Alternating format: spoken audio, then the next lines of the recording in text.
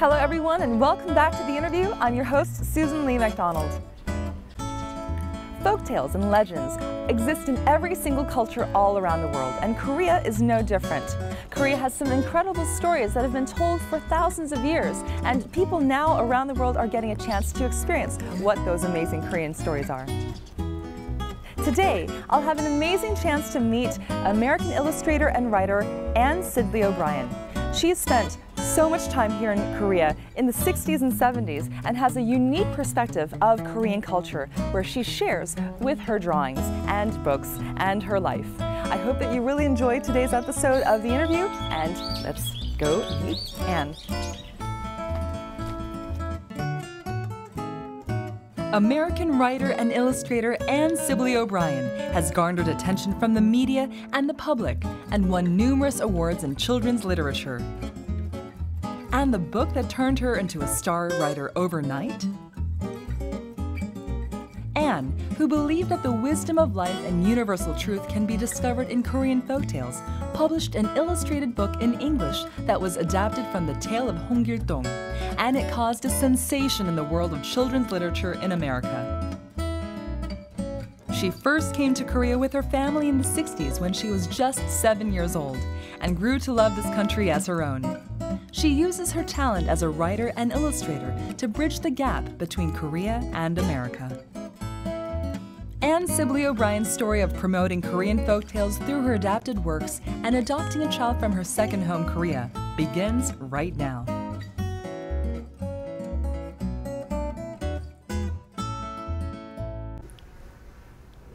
Anne, I'd like to welcome you to The Interview. It's such a pleasure to meet with you. Thank you so much. And welcome back to Korea. Thank you. You've been practically, living in Korea like on and off for quite some time. Yes. And I'm just curious what brings you here this time to Korea. This time was a very special trip. My father passed away a year ago in June. It's almost exactly a year.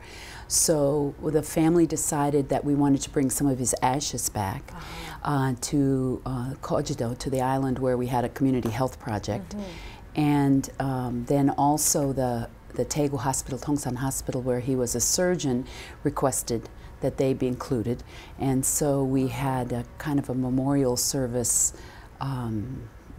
for several days, and also so honoring his life, and honoring all the his work life that he's done here. Yeah, and reunion with staff and extended family and friends. Wow. How has it been since you've been back? Has it been kind of difficult for you? I mean, it's not necessarily a celebration of sorts, right. But maybe in a way celebrating your father's life. Yes, absolutely. My dad was 85 and he was very ready to go. So it seemed like a completion of his life to come here. So it's been mostly joyous. I've had fierce pangs of missing him occasionally, but it's really been a celebration. As someone who's not only Western but also lived here, you've straddled both cultures for some time. Yes. And what a great person to be able to tell foreigners about Korea. Sometimes it helps, I think, to have an outsider's perspective. It's a mirror that can reflect back to Koreans what's so wonderful about Korean culture and people, and then also someone who's between can sometimes interpret in a way that makes it easier for people who aren't Korean to see. Definitely. Yeah. And I'd really like to just kind of get into how you have written about Hong Gil-dong.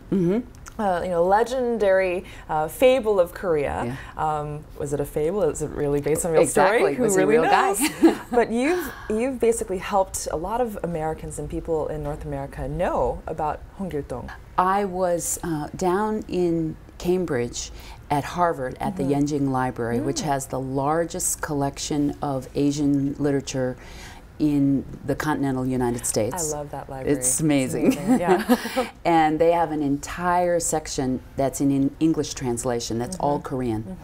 So I was browsing there around the time that I was working on a Korean folktale, The Princess and the Beggar, Pabondal. Okay. Well, and I found a collection, an anthology of Korean literature that was published by the University of Hawaii. And I was looking through it, and there was the Tale of Hong Kil-dong in English. an exact translation of Hugyun's novel. And I was astonished, first of all, because I hadn't realized it was a novel. I thought it was a folktale. But here was the entire work that was written around 1600. And I, reading through it, I knew the basic idea, you know, I knew that there was magic and adventure and taekwondo, and it wasn't taekwondo then, but, and so I immediately was attracted to the idea of doing it because I thought, kids would love this. I mean, he can fly. When someone translates some type of story from one language to another, without some cultural background and understanding and context, it must be a little bit difficult to convey certain kinds of stories. Yes. And I'm curious if you ever encountered some of that with doing the Hong Gil-dong story, and what type of changes did you make? Yes, there were just a couple of things. Well, there was the big picture, which is the story was written for adults in the 1600s about the 1400s, traditional Joseon Dynasty Korea. And so my audience was now young Americans, contemporary, in contemporary times. So obviously a lot of the cultural information that would have been understood would not make any sense or be of interest. So what I did was kind of go and pull out the skeleton of the action story, the plot that really moved fast. I cut quite a bit to make it more spare. And there's only one change I made. Which was the original novel in Hugyun's writing says when the assassin comes to kill him, that the assassin that's been hired by his father's mistress, who's jealous of him, and it says that he heard the bird cry 3 times, and he knew that, okay, it's nighttime, a bird's crying, that something's off. So using his knowledge of magic, he turned himself invisible. However, there's no mention of magic up until that point. So if from an American perspective, it's like, you can't do that. You can't suddenly get magic. So I asked all my Korean friends, so how does he know magic? And to a person, they said, oh, he went up into the mountains and he met a master and he trained with him. And I said, that's not in the book. And said, oh yeah, it's in there. I said, no, I have it. It's not in there. But for some reason, maybe of the times, people just kind of assumed this. So I added that one scene where he goes into the mountains and meets the master. And yeah. It's because otherwise it just was not going to fly, that all of a sudden he knew how to do magic. One other thing I really want to be clear about is that I could not possibly have done this by myself. I got enormous assistance from the folks at the Yenjing Library who helped me with resources. They pointed me in the direction of, they had the books, and then they helped me, and then I kept going back, and they would pore over every detail. And the last time when I had the complete line drawings, the final line drawings, before I did the color, I happened to go at a time when there were two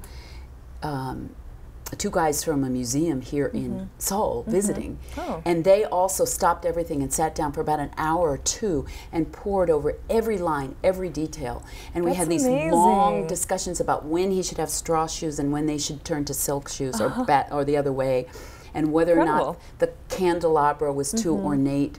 It was fantastic. Well, it sounds like you've just been able to bring a lot of people who would be definitely like amazing help to your book. Yes, and I couldn't have done it without that expertise. I didn't have, despite all my Korean experience, I needed a lot of help. Children's stories cultivate imagination and creativity for children, while for adults, they restore childlike innocence and bring back fond memories from their childhood. 영웅은 언제나 날아갈 때 구름 속에 있지. 그래서 그 한국 사진 보면 이렇게 구름에 있지. 그래서 이 용 몸은 이렇게 가고 이렇게 가고 이렇게 가지. 그리고 이 몸은 There are valuable lessons to be learned from children's stories, and Anne Sibley O'Brien shares the morals of Korean folktales with children around the world. Scales, fish scales. 뭐라고? 그 물고기처럼. 비늘. 비늘. 잘했어. 그죠? Through They her look great. adaptations of Korean folktales, Anne has instilled hopes and dreams in children and passed on life's wisdom to teach them how to cope with problems. How did you decide to craft this for an American audience? I think this is a world-class story. I think it has universal themes and content that I can't imagine a person who couldn't connect with this somehow. The fatherless boy, well, he has a father, but he can't claim him. The questions of identity, why am I here? The struggles. Very philosophical. Very much so, Yeah. and in a sense he's bullied. Everybody's teasing him, and he's trying to figure out how he, who am I that I'm shunned and rejected and marginalized by everyone, and from that he makes greatness. I just get chills saying that. You know, it's an extraordinary story, and then in terms of Korean culture, I cannot think of another piece that's more of a window into Korean culture, because you have King Sejong, who, if you were going to choose one Korean figure to share Korean culture, it's got to be him. And then you have Hong Gil. Definitely. Because the wonderful thing about this story is, as far as anybody knows, it is the first piece of Korean literature that was written in Hangul, 150 years after Sejong developed the alphabet. So it's absolutely the epicenter of Korean culture. And how was it received in the States? It's really been remarkable. Sometimes when I'm standing in front of a classroom of, say, 4th grade American kids, none of whom has any contact to Korea, probably doesn't know where it is, and I realize I'm explaining to them 1400s Korean history and talking about the Korean alphabet, and they're riveted. And I think it's because the story is so rich and it's so exciting. All kinds of great stuff happens. So, absolutely. So that's the key, I think. But I got more awards for this book than any other. One of the awards that's particularly interesting is I got the Aesop Award, which is for folktales. Yes. So that was really cool, because you think that it's obviously a European-based, mostly European-based team of judges, I would think, who recognize the value of what the book offered. So the critical reception has been really, really wonderful. It's been really wonderful because to have a vehicle to talk about it. Growing up, I had the experience so many times when I'd meet Westerners, and especially like in the States, and people would say, like, where are you from? And I'd say, well, I'm from Korea. And the conversation stops. People have no context. They don't know how to, like, what's the next question? And very often they don't have any interest. So to have this passion, and also to have this part of me that doesn't show, that's so key to my identity. And now here's this vehicle that I can walk around with, and this is part of who I am. And yet it's in a form that will attract a non-Korean audience too. And then the other thing that's really fun is to do it when there are Korean children present, and they either don't know the Hong Gil-dong story because they've grown up in the States, or they do know it and they feel that they've got a spotlight on them for when normally they might be in the shadows, and that's really fun too. The first novel written in Hangul, The Tale of Hong Kil-dong. The hero of the story, Hong Gil-dong, is described as having mastered various skills, including martial arts, as well as the art of transformation and invisibility. As a way to overcome the restrictions resulting from his social status, Hong Gil-dong decides to become a bandit and steal from the rich to help the poor. The Tale of Hong Kil-dong teaches the readers to be kind, understanding, and righteous. This legendary tale drew attention in America thanks to Anne Sibley O'Brien's illustrated book in English titled The Legend of Hong Gil-dong, the Robin Hood of Korea. How did you get to first encounter Korean folktales? Well, The Princess and the Beggar was a favorite of mine because it was the first movie that I ever saw. Really? I think I was 8 years old and got taken to a Korean theater, and I have not sharp but important memories of some of the images. So that one really stayed in my heart. But my very first introduction was through a book that my parents had that was published by Tuttle in the 50s. And as on our way to Korea the very first time in 1960, we had this book of Korean folk tales. So that was kind of my first introduction to Korean culture as we were on the way. Your first project was The Tiger and the Persimmon, and I'm curious why you chose that particular story as your first project. I had just taken a class in children's book illustrating and writing. So during that class, I chose a project to start to work on, and I thought, well, what can I do that maybe other people can't do? And I chose that book, and I used it to learn the structure of a picture book. How you put a picture book together. I didn't know anything. So I still have those early, they're called dummies, the mock-up, the model. And they're pretty funny because there's no way it was going to get published. So with your telling of the Korean folk tales, what is really appealing about it? What is the driver behind why you feel you need to tell these stories? The Korean folk tales have an earthiness to them. I think that's they're very something about Korean culture that's comes out of nature and people who are living close to the ground somehow. It's very much about how people live every day, common emotions. There's usually lots of drama, and it's a wonderful way to share Korean culture without it being didactic. Just in the flow of the story, people can learn. Yes, I find that while the stories are really universal, it always has some type of a moral, ethical kind of tale. Well, one thing I'm thinking of when I consider a lot of them, and even Hong Gil-dong, all those characters, they're very humble. They're people who try to do the right thing, even though at the time it might be hard, and it might cause more difficulty for them. And in the end, they win. But they're not puffed up at all. They're not pretentious. They're very people of good character and people who are earnest and well-meaning and kind. So it's really good virtues that they're showcasing. Definitely.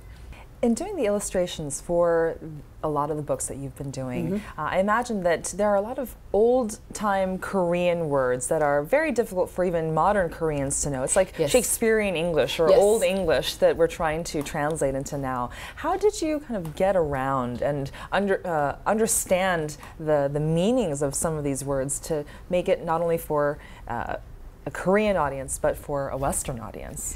I don't think I always succeeded.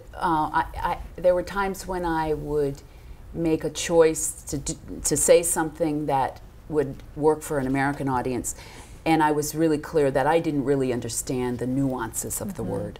But I was always using translations, English translations. So I wasn't working from the Korean alone. Which I could not do. I don't have those skills. I was standing on the foundation that the translator had already built by figuring out what those words meant. But yes, it's a real challenge. I imagine. But despite those challenges, you have been able to communicate the essence of the stories so well through the paintings and through the storyline. And I think that one of the things that I find really fascinating about your artwork is that it's almost more Korean than what Koreans have done. I mean, I grew up in Korea partially too, and I've seen a lot of different comics and illustrations, and I would never have guessed, had I not seen the name on the front, that it was done by a Westerner. That makes me so happy. Yeah. I've had that comment a lot, and Korean American friends often said, you know, you're more Korean than I am. I think that's the experience of someone who comes in from the outside and falls in love with when it's your own. It's so easy to take it for granted. Yes. And then of course Korean artists have interest in other things, that not necessarily only their own culture. Sure. So that comes through because I'm admiring it from within and also from the outside.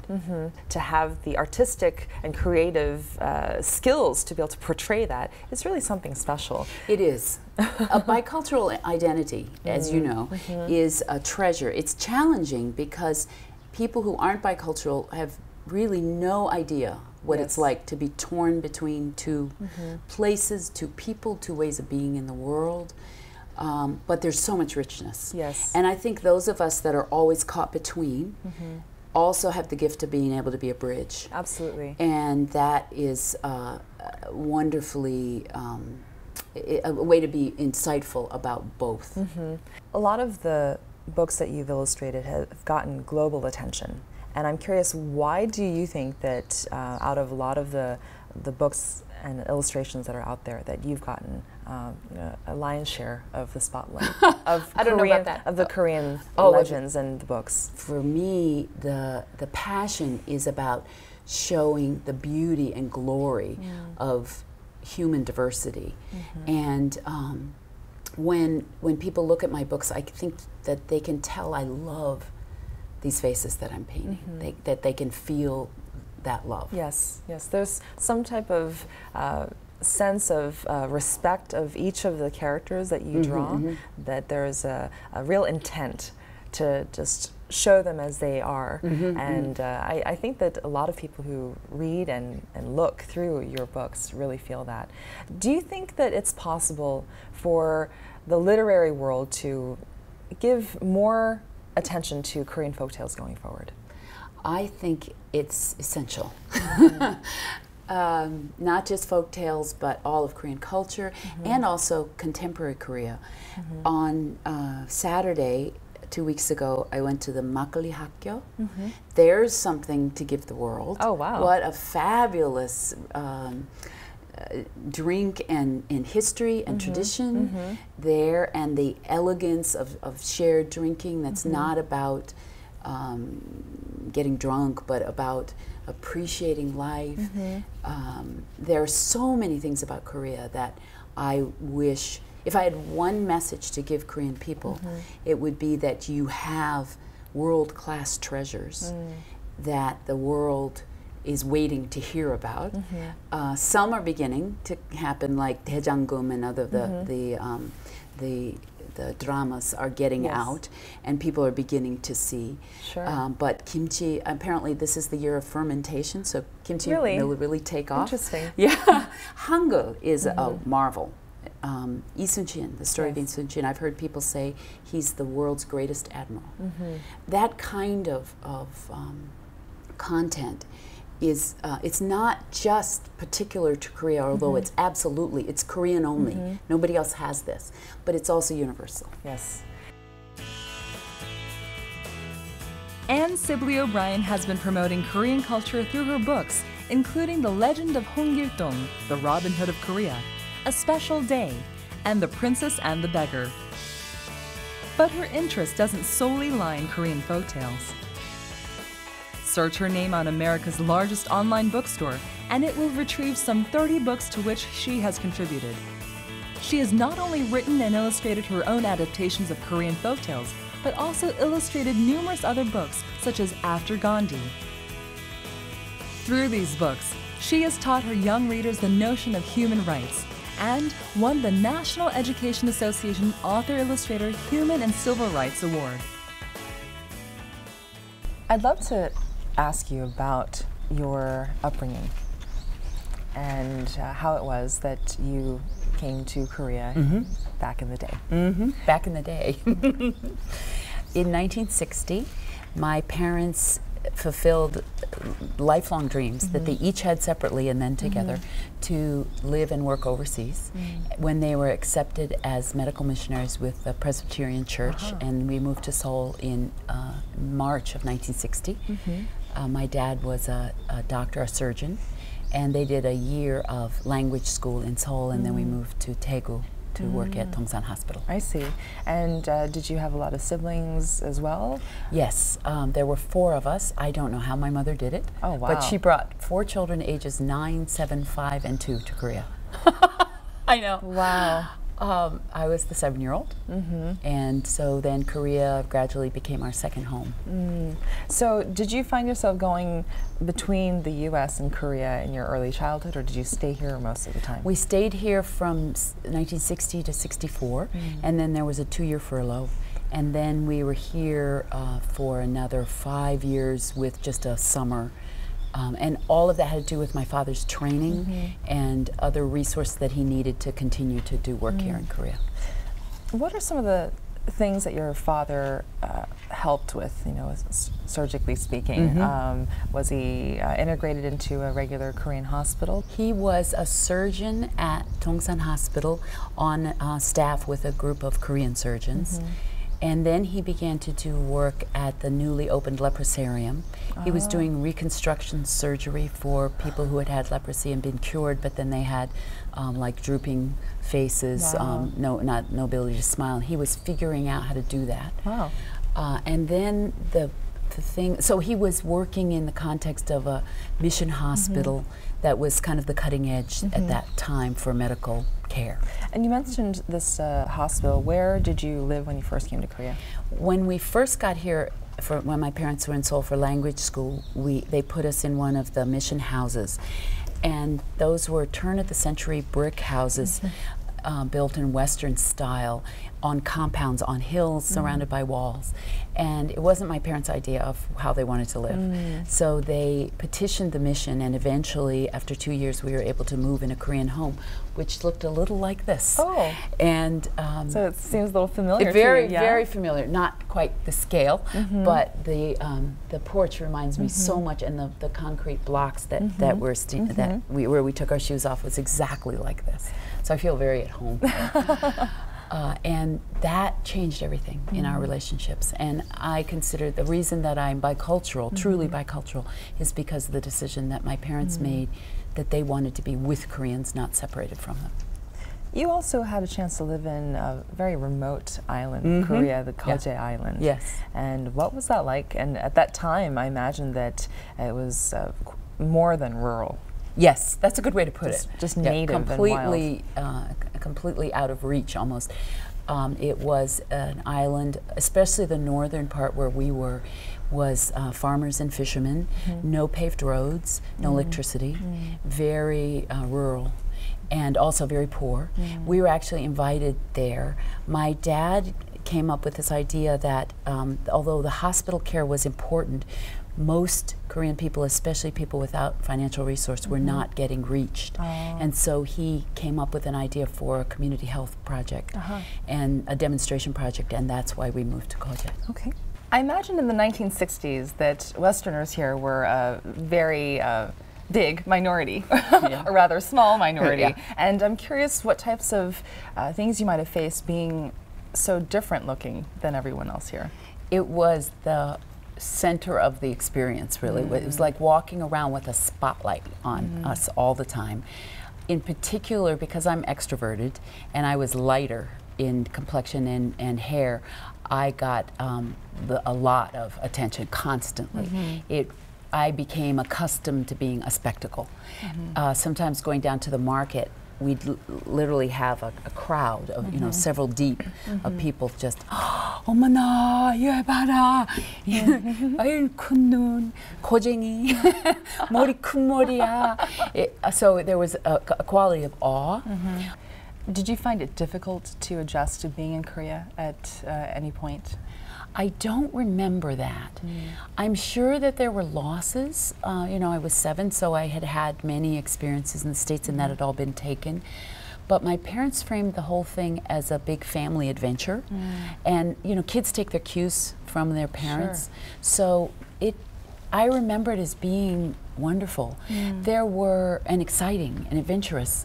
There were moments when things were challenging, smells or tastes. I remember one thing, when right after we got here, my parents very much wanted to experience Korean food, so they got someone to arrange for us to go out into the country and have a traditional meal made by a farmer's family. Oh, nice. And we walked into a room like this, and it was laid out, long table, and all these beautiful things, and I love color. And the first thing I saw was this beautiful, bright red dish. So I took a big bite of kimchi.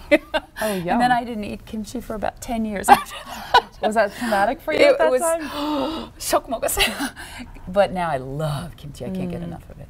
Back in the 1960s and 70s, Korea looked very different than it does now. Yes. And I imagine that there's a bit of a culture shock as people return to Korea after not having been here for some time. The things that were shocking to me when I first came back, the biggest change I saw was when I arrived in 1989, the year after the Olympics.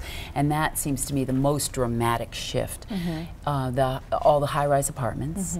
And then in 2000 when we came, everybody was on little hand phones, long before people in the States were. So for me, the culture shock here is not just between the old Korea that I grew up in and the new Korea, but it's between the States and here, because Korea, modern Korea, is futuristic compared to Maine. Yes. You know, I think our tallest building is like 10 stories.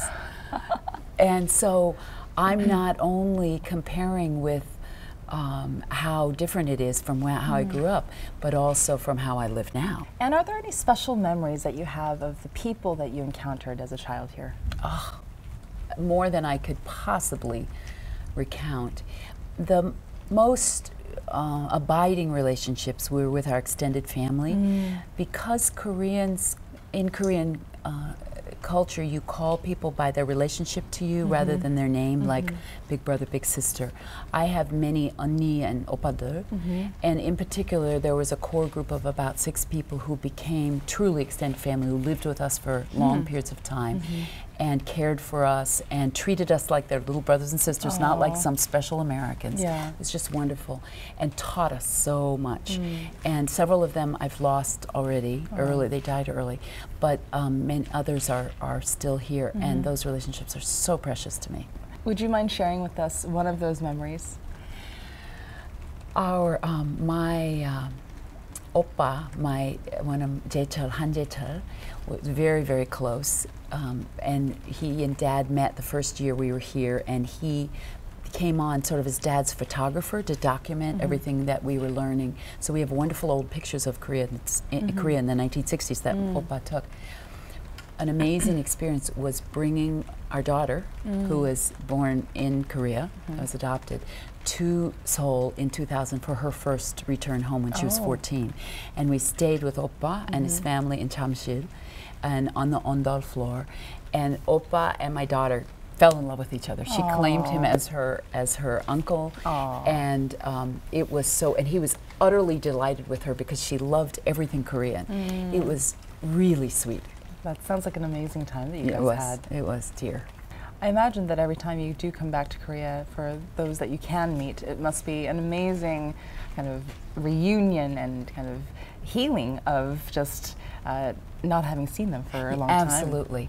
And there's a way of reclaiming that, the essence of those relationships. I was so struck this trip by how deep and real they are. They're not the relationships of people in functions. They're human, deep, loving connections.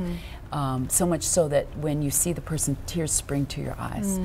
And it's easy to forget that when you're in the States because it's, you know, a long ago memory, and to think, well, maybe it wasn't as deep as I remember, but this time I won't forget now how much it matters. Anne came over to Korea at the age of 7 in 1960 along with her parents and siblings when her father was invited as a medical missionary.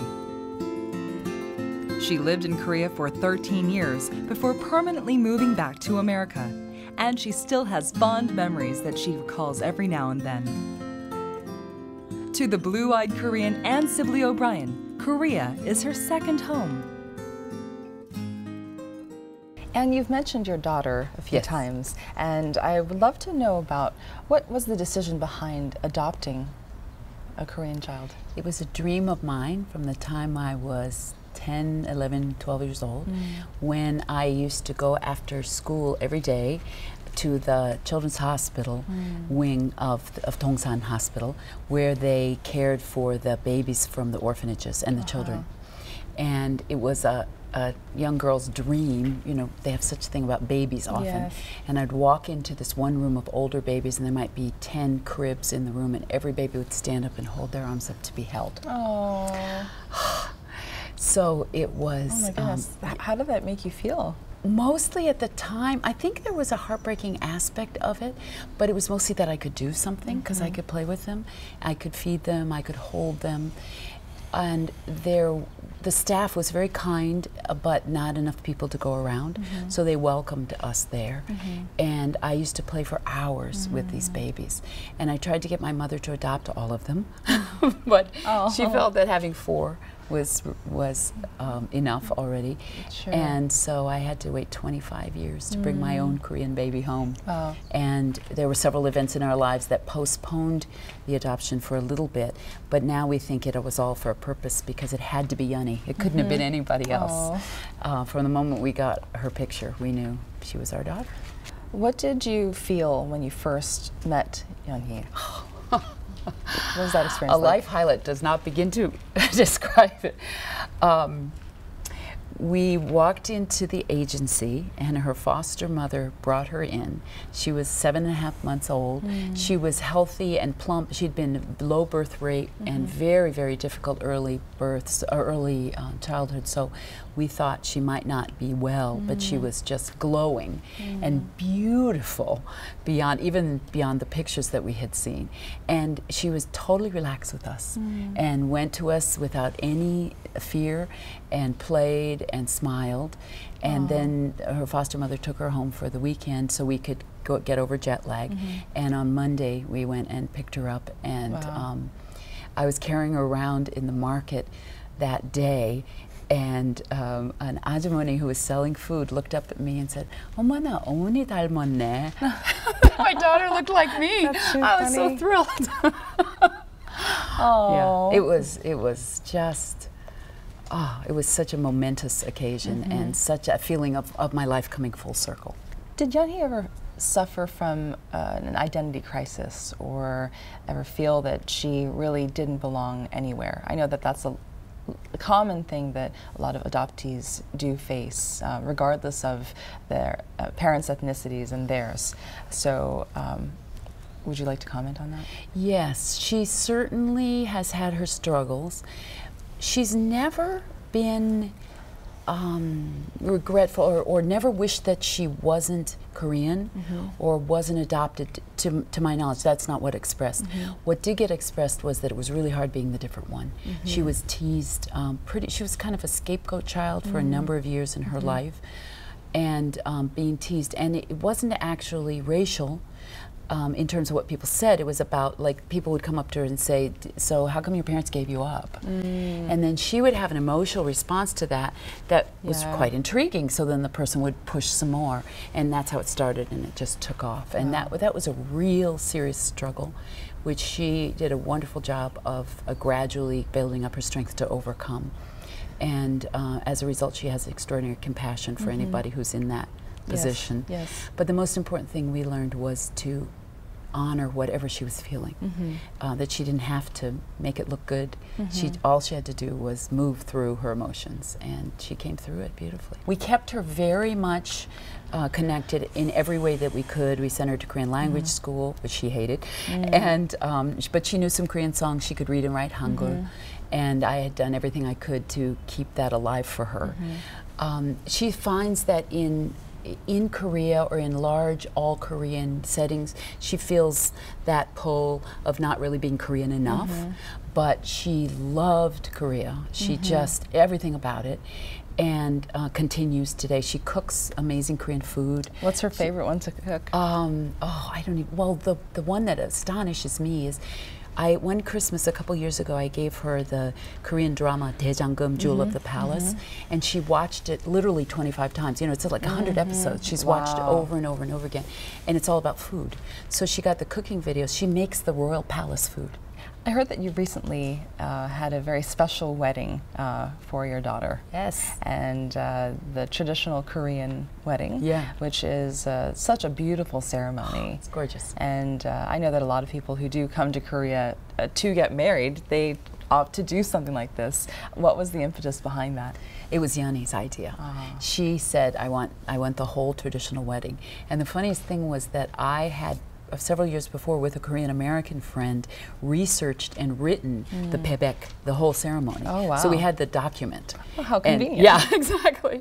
And she said, I want all of it. Wow. So it was completely following her lead. And then she said, and Mom, you're in charge. Who could imagine such a story? Wow. So I got out my notes, and then the whole Korean community in Maine helped us. They had everything: the screen, the table, the pillars, the candy pillars, the outer garments. She had a hanbok made in Korea. Oh, nice. But all so we looked kudero, just the way it's supposed to be, and it was spectacular. And then my sister read the narration in English for the American guests so they could understand it. Oh, that sounds so beautiful. And that was the night before the Western ceremony was the next day. Lovely. It was really special. I think that the power of love and the bond that you have between your daughter Yeonhee is just something legendary, really. And I'm curious if you wouldn't mind looking at one of the cameras and telling her exactly how you're feeling towards her. Oh. A little video letter. Okay. Hi, Yan. You are the daughter of my dreams. I can't imagine you being anyone but you. And you have been fulfilling as a daughter beyond my dreams. I love our ease of friendship. I love the way we discover and love Korea together. And I'm so delighted that you want to stay close to your parents and in a very Korean daughter way, to be right there near your parents. Thank you for all the beauty and richness and love you've brought into our lives. When Anne met baby Yeonhee for the first time, she knew instantly that Yeonhee was meant to be her daughter. To Yeonhee, who didn't have a parent to call her own, Anne was like a gift from God. They've shared joy, sorrow, and heartaches for the past 28 years, and Anne and Yeonhee both feel blessed to have each other.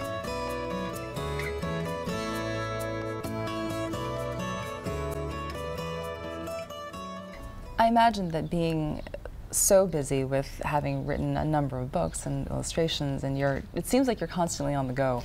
I'm curious what your future plans are. Well, I have 3 books on the front of the stove now, front burner. It's called In the Shadow of the Sun, and it's a highly improbable adventure story about 2 American siblings, kind of similar to Perry and Yeonhee, a white American boy born into his family and a younger adoptee Korean sister, who are on a tour of North Korea with their father, who works in food relief for the Arirang mass game tour. Yes. And then things go terribly wrong, and these 2 siblings are trying to escape from North Korea. Highly improbable. Interesting. Yes. Wow. But as a result, I have gotten immersed in everything I can find on North Korea. What I think about it is what you said. It's all one people, but hugely challenging, because right now there are so many deeply wounded people, especially 200,000 in labor camps, that the challenge of reunification is enormous. Yes. It will take, I think, many decades. And maybe even a generation will have to pass before people can really become one people again. But they always are in their hearts. I hope will be published. It's at 7 editors right now. Oh my goodness. Yeah. It's a serious So book project. good energy. One of them will want to Yes. buy it. I have a picture book about called I'm New Here, about children who are immigrants to the U.S. and the project with Yeonhee. And then, so I feel like I'm kind of in my bicultural phase, my Korean and bicultural phase.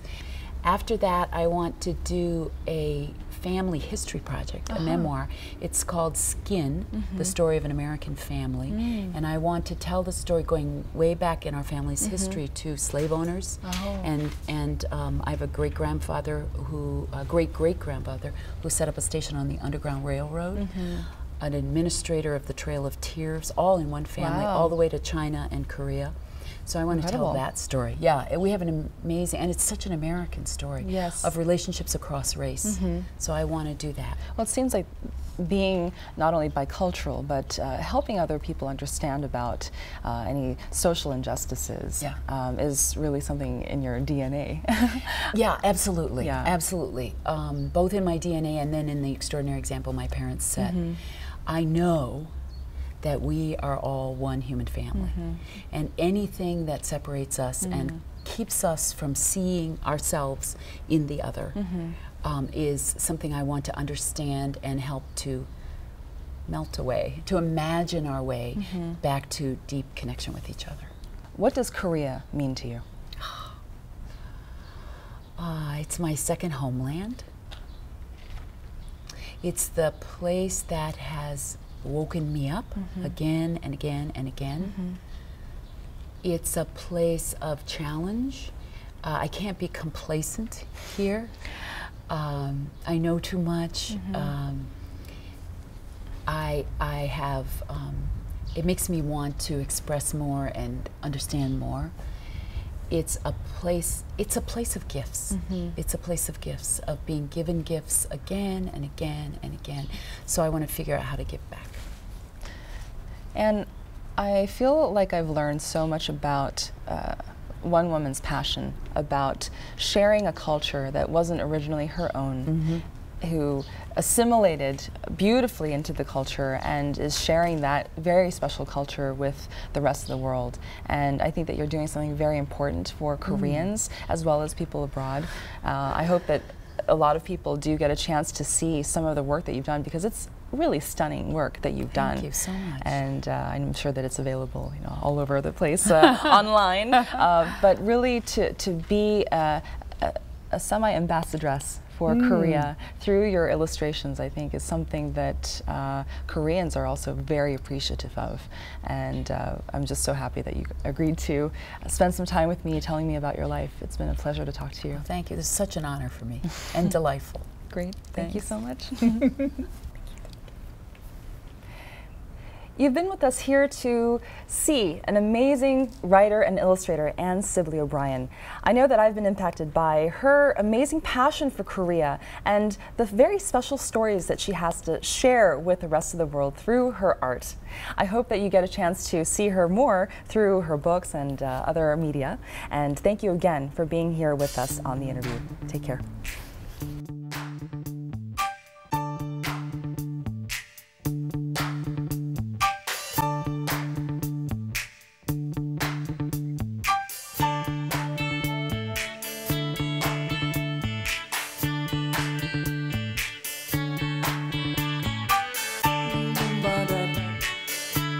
Ba